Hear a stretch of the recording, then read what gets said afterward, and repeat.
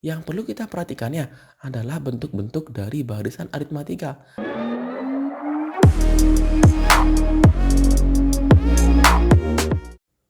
Dalam soal diketahui, jika suatu suku barisan aritmatika bersifat XK ditambah 2 sama dengan XK ditambah P dengan P-nya tidak nol.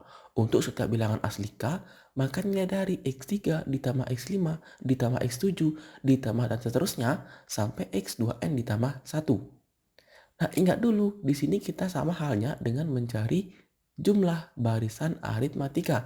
Nah, kita ketahui kalau mencari barisan aritmatika, jumlahnya Sn didapatkan dengan cara N per 2 dikalikan 2A ditambahkan dengan N-1 kalikan dengan B. Nah, dalam soal kita perhatikan nilai A-nya ini pastilah X3. Namun dalam jawaban nilai X3 tidak ada ya. Semuanya dalam nilai X2 dan P. Nah, di sini perlu kita cari apakah hubungan P, X2, dan N-nya. Nah, yang pertama, untuk menemukan hubungannya, kita misalkan ada sebuah barisan aritmatika. X1, X2, X3, X4, X5, X6, dan seterusnya, maka nanti beda dari setiap sukunya itu bisa disimbolkan dengan B. B.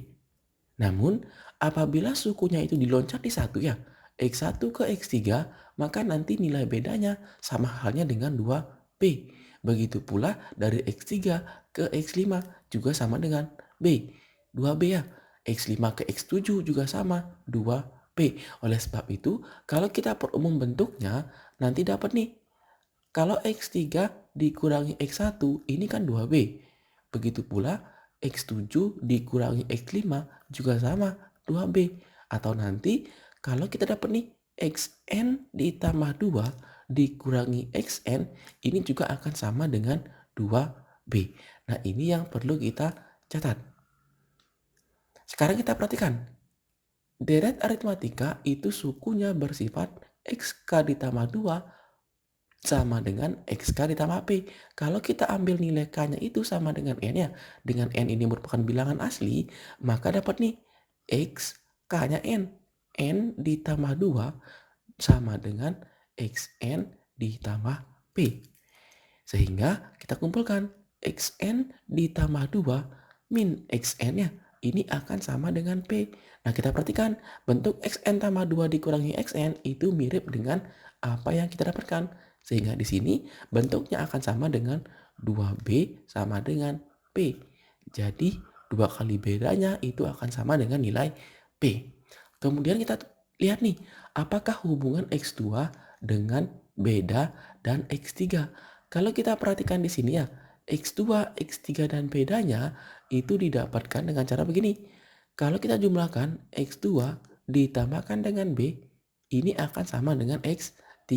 Nah, ini yang kita gunakan untuk mengganti nilai A-nya atau X3-nya.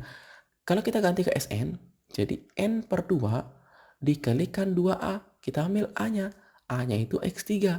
Tetapi X3-nya kita ambil X2 ditambah B. Kemudian ditambah N-1. Nah, bedanya ya. Di sini bedanya itu kan dia aritmatika yang loncat 1 nih. Jadi bedanya itu pasti 2 kali beda. Atau 2 kali bedanya itu kita simbolkan dengan huruf P. Nah, sehingga dengan aljabar biasa nih dapat nih N per 2. 2 kali X2 ditambahkan dengan 2B ditambahkan PN dikurangi P. Sama dengan N per 2 dikalikan 2X2 ditambah 2B. 2B itu apa? Nih, 2B itu sama dengan P. Jadi bisa diubah menjadi P ditambah PN dikurangi P. Ada bentuk yang bisa dihilangkan.